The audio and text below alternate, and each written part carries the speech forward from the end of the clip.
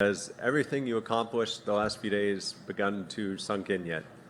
Not quite yet. I just got a call from Colonial, and I'm in next week as the last sponsors exemption, which is really even more mind-boggling now. So I'm readjusting flights to head to Dallas and Fort Worth. So I'm looking forward to that, to say the least.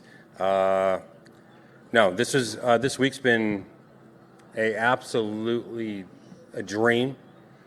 I had no idea it was going to happen, but if I knew if I just played my darn game right, that I could do this, and I always knew it. And I had this intuition that it was going to happen with. I always had this thing. It was going to happen with Tiger Woods.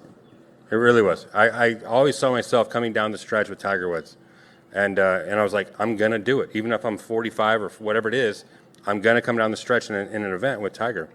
It just happened to be that I was in the 2023 PGA Championship at Oak Hill, and I had Roy McIlroy in my group.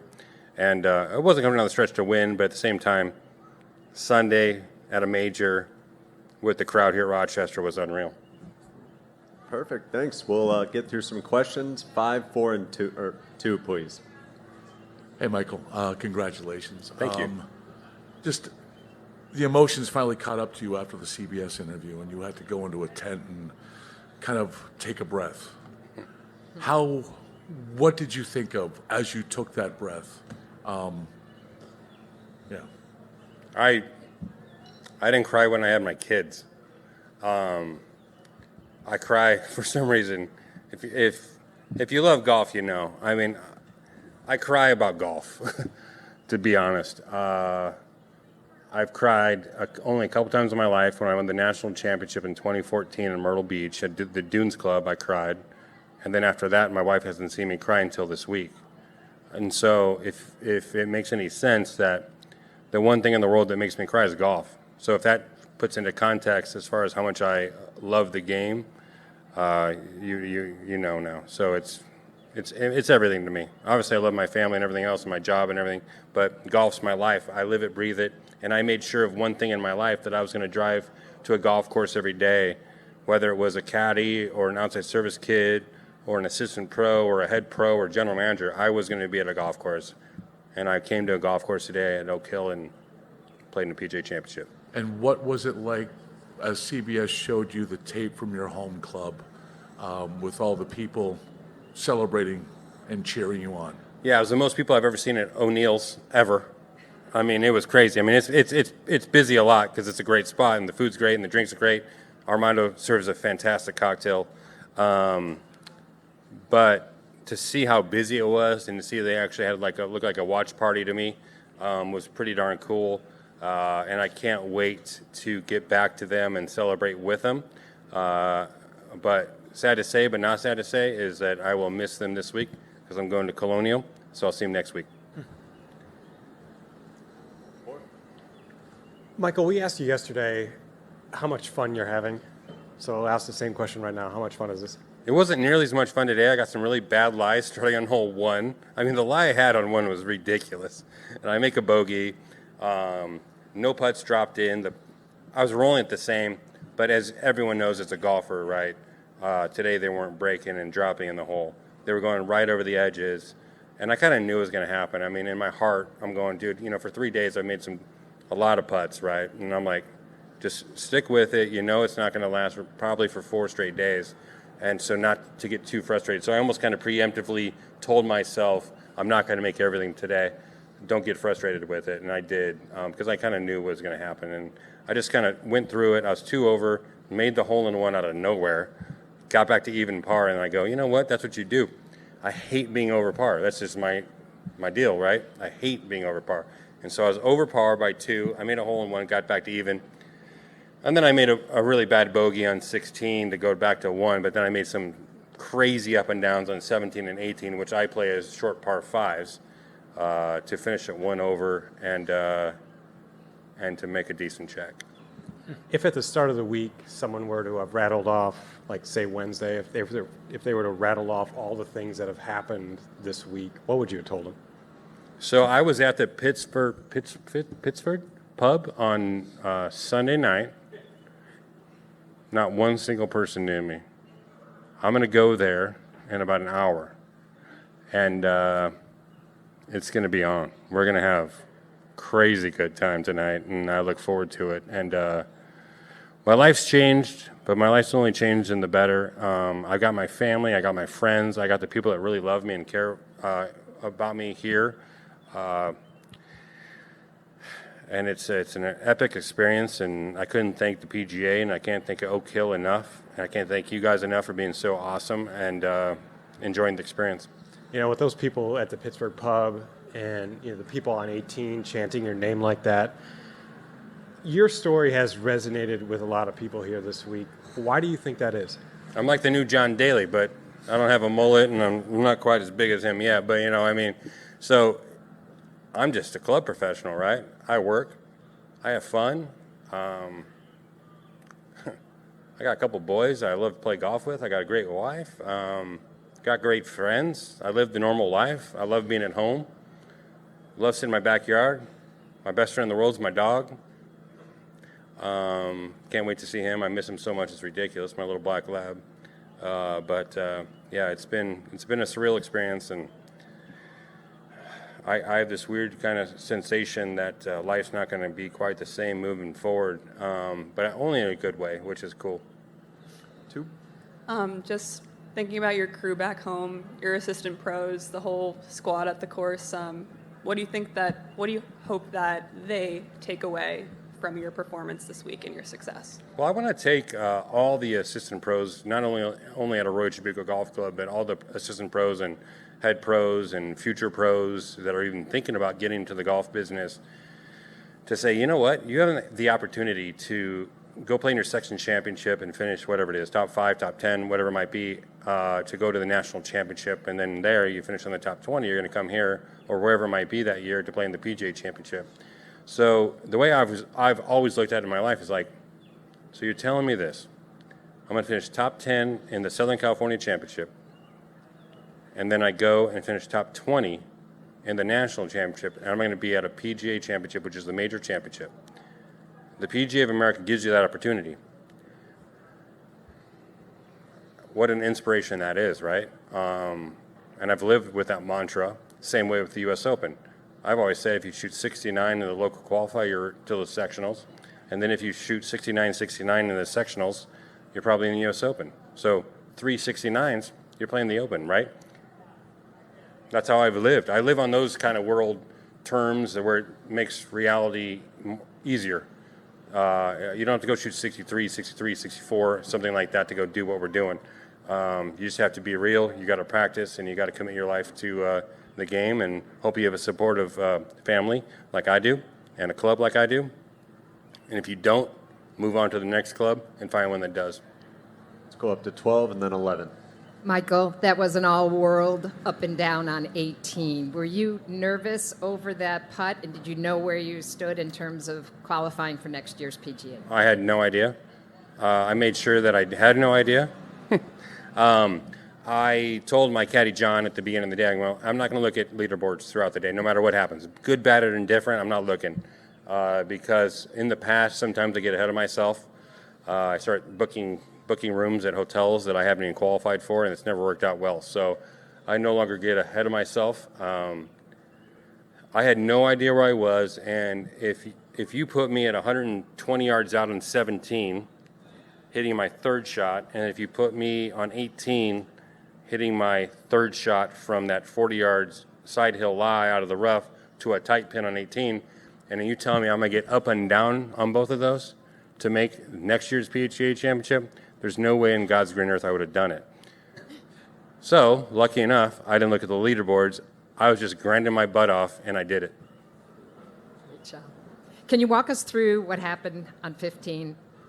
The hole in what one? you were thinking? The hole in one? Yeah. Oh, man. Rory hits. He misses the green right. I'm just like, oh. I'm like, yeah, you can't go there, right? And so then I'm over my tee shot, and the crowd goes crazy. Like, the crowd went nuts. I hadn't even hit yet. So I had to, like, step back. I'm like, this is pretty cool, right? This huge reception I haven't even hit. So I sit back for a sec. I'm like, this is cool, but I got this, like, nice flighted 7. I could either hit a hard 8, but all day long when I try to hit anything hard, I was pulling it. And so I'm like, I'm just going to flight a little 7 in there. into the breeze from like 150. It was playing about 167 in my head. And so I hit it, and it's just right at it, but I can't see it. I'm like, just like right now. And all of a sudden, it disappears, whatever. And I'm like, cool. And I'm like, thanks, guys. And Rory's walking down the pathway, and he about 20 yards away from me, and he turns around, starts walking back at me with his arms open to give me a hug. And he goes, "You made it." I go, "What?" I'm like, "Seriously?" He's like, "Yeah, you did. You made it." He's like, had to tell me 5 times that I made it. So it's a pretty cool experience to have Rory be telling me that I made hole-in-one in front of God knows how many people that were supporting me. How many hole-in-ones have you had?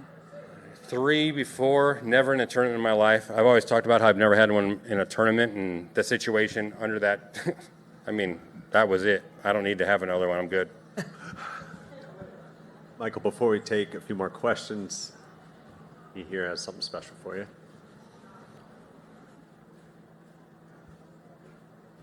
Michael, congratulations on, Thank you. on your tournament, and congratulations on your hole-in-one. Thank you. Oak Hill Country Club would like to give you that flag from this morning, or this afternoon. A little memory. You guys are awesome. You always think of us. Thank you. Hey, come here. I appreciate it. How about that, guys, huh? Yeah. This will be going up in a great spot. Thank you so much for that. I greatly appreciate that, the thought about it. I blew the hole out. Like, we literally had to kind of recut like, Roy was like, we need to recut that thing because, I mean, I walked up there and half the whole back was just blown out of it. So, yeah, pretty cool. Great experience. I still feel like I'm just on a cloud 9 right now. You bought any drinks yet? Have I what? Have you bought any drinks yet? No, I haven't. They surprised me earlier. They're like, "Michael, so we got some downtime. Just come in this little room. You got some downtime. You can just hang out." I'm like, "Okay," but I'm like, "I'm gonna go sign some autographs." And I'm like, "No, just come on." I'm like, "Okay." So I end up walking in there, and it's a table, and we've got some couple bottles of Casamigos and a couple IPAs, which you might have heard. And I had all my friends and my general manager right here, Matt Donovan, who allows me to do this. We sat there, and while we're sitting there, they hand me the phone, and it was on conference call or whatever it was, speakerphone, and it was Michael from the Colonial event, which is next week in Fort Worth, and he said that he was offering the last exemption into the Colonial next week for me. Which, as you know me, I got emotional again, and I'm in Colonial next week, which is pretty darn cool. So I gotta change my plans for tomorrow's flights. All right, a few more. We'll go 11, 1, 14, and 5, please. Michael, congratulations. Awesome weekend. On that, I mean, with how much you love golf, it is apparent how much you love golf. How does it feel to have these doors opening, Colonial immediately and then coming back to Valhalla next year for the PGA Championship? I mean, you've already said your life is changing, but you're now going to get to do this more often because of today. Has that sunk in at all? Yeah, the cool part is I'm super comfortable, right? I just played Justin Rose on Saturday in a major, and then Rory McIlroy on the Sunday at a major. I'm not sure how it gets any bigger than that. So when I go play at Colonial next week, it's not gonna feel like a down, but it's gonna be like no problem, right? Compared to what I just did the last couple of days. So I'm comfortable. I'm happy. I'm kind of built for this, to tell you the truth. I mean, in a way, I'm just being me, which is the most important thing that happened a year ago with my wife and with Matt, where they told me just to be me and not just to be a club pro when I come here and to be a tour pro, which I guess I could prove this weekend with a 15th place in a major. That makes me choke up even thinking. I didn't even think about it yet, but I got 15th place in a major championship. So talking about Colonial, talking about Colonial, what do you expect the reception to be from the PGA Tour players? Boy, they're all great. The PGA Tour players are great. Yeah, inside the clubhouse here at Oak Hill, every single one of them that saw me was like, "Keep it up, do it." Zach Johnson came to me. He literally sought me out on the putting green yesterday morning, came up to me and goes, "Just keep being you," which is cool. We're both Iowa boys from back in the day, and we're similar ages and stuff like that. So to hear that from him, and then Min Woo and a couple other guys, and Rory and Rosie were fantastic, but everyone's been super supportive. All the tour players have been amazing. I'm kind of looking actually forward to see how the Fort Worth, Dallas fans are with me. You know, we'll see how it goes. But hopefully, you know, I mean, it's gonna be hard to live up to the Rochester folks, but we'll see how it goes. So a couple of things connected with that. Clearly, you were saying you were ready for this moment. I mean, you had a vision of this moment. So what is your vision starting next week with Colonial, and what do you expect to do? The way I'm playing, and from what I've heard about Colonial, I've never played the golf course before, but I think it's going to set up very well for me. From what I know, it's tight, it's fast, it's hot, great greens. That's me. It's Bermuda. That's what I play on in California. So all in all, am I expecting to make the cut? Absolutely. I want to go there top 10, whatever it is. I want to get more phone calls. I want to get more exemptions. I want people to start calling me and saying, hey, we want you in our event because it makes it better. And that's great to me. And the last thing from me is, you seem very comfortable with the cameras, with the fame, with all that. There's an element here that maybe connects with your students, with the kids at your club, with everything, which is kind of being a role model. So how do you see that? I mean, That's just me, to be honest. I mean, I love kids. I love dogs. When I see the kid out there with his hand out to give me 5, I really have a big issue with passing him by or her by. I really do. Like, if you were to watch me today, I had 80 hands out, but this little thing was down here, right? And I'm like, I'm giving that one 5 right there. You know, no matter what. Whether I just made double bogey, or an eagle, I'm going to go give that person a high 5. And that's how it is. It's always going to be like that. I was born that way, and my parents raised me that way, and I was having a good time. And I'm going to take the same vibe to Fort Worth next week and have a great time. You mentioned that you thought you had this in you. Was there any part of this week that surprised yourself? The hole-in-one. Yeah, that was it. I honestly just played golf outside of that. Blocky golf, hit fairways, hit little baby cuts out there. Putted how I normally do. The greens were perfect here, so the hole looks huge to me. You know, that's the big part. Is like I come here, the hole looks like it's 6 inches wide. It really does. I mean, it's cut so perfectly. The greens are so good. The hole looks huge. So I feel like I had an advantage, you know? I'm over a putt, and I'm going, that hole looks big. And then I know a lot of people that get over the putt, and they're like, as you guys know as golfers, you get over a putt, and you're like, dude, is there even a hole there, you know? And so that's how I felt this week. And hopefully I inspired a lot of people to practice and to work hard at it and to understand the fact that just because they're not on tour right now, they can't come and live a dream like I did. You talk about only crying over golf moments in your life. Did that ever lead to any awkward conversations when maybe you didn't cry over everything? Oh, yeah, 100%. Yeah, Val, my wife, was very disappointed in the fact that I never cried when my children were being born. But she understands now how important the game of golf is to me, which is, this is it, you know? I live, breathe it. Like I said, I'm going to go to a golf course no matter what. Whether I'm working outside service, cleaning clubs on the weekends, or cleaning shoes, or running the club, I don't care what it is. I'm going to drive over that hill, and I'm going to go to a golf course in a polo and live my dream. All right, we'll wrap up on 5. Michael, you've said it a few times, and I don't mean this in a disparaging way, but what's it like to be living every hacker's dream? Yeah, no, I'm as normal as it gets, right? It's a thing for me where I'm not trying to be an inspiration. I'm not trying to do anything, and that's kind of the big deal. Is I'm not trying to be anybody outside of myself, and hopefully people gravitate towards it and appreciate it and be themselves and succeed in their goals as I have this week. As they kind of documented, was my big goal this week was to be the low club pro, right? And that maybe meant shooting 9 over after 2 days and beating the other guys, and then shooting 25 over on the weekend, right? I could have been happy with that, but I wasn't. I wanted to be a low club pro, but then also change my aspect and my thoughts about it. And said, let's just finish as high as we can.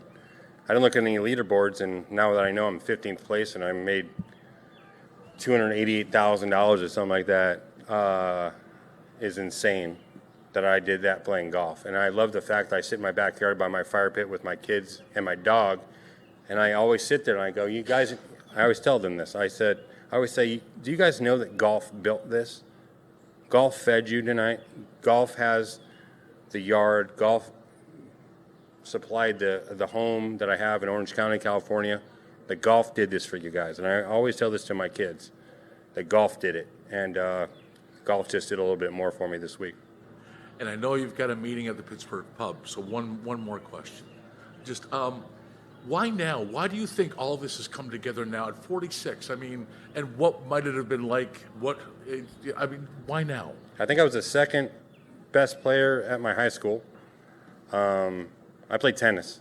So I played varsity tennis all my high school years, and then finally the senior year they allowed me to play golf and tennis in the spring sport. So I played both. Then I wasn't recruited by anybody to play college golf. I won the St. Louis Amateur Championship when I was 19 or 20 or something like that, and then all of a sudden the coach from St. Louis, it's called University of Missouri St. Louis, came up to me and goes, hey, we'll give you a scholarship, come play for us. I'm like, okay, cool. So I went and did that, played college golf, and after that, I mean, I didn't do anything. I opened up a golf course with these guys, right? With Matt Donovan and Jeff Cram. I opened up a golf course with these guys in Orange County, California in 2004 and didn't play golf for 8 years. The only thing I ever played was a Tuesday morning skins game with my outside service kids. That was it. I didn't have my Class A. I didn't worry about getting my Class A at that point. And I just worried about making sure that we were running golf tournaments and keeping the members happy and keeping Jeff and Matt happy. And that's what I did for 8 straight years. And then someone at some point said, hey, Blocky, you're just throwing money out your sunroof by not going out and getting your Class A and competing against the best PGA professionals in the world. So I'm like, okay, cool. So I went and did that in 10 months, and I got my Class A in 10 months, which is not easy to do, by the way. And ever since then, it's been a storybook deal, and especially now. Thanks, Michael. Congrats again. Thank you, guys.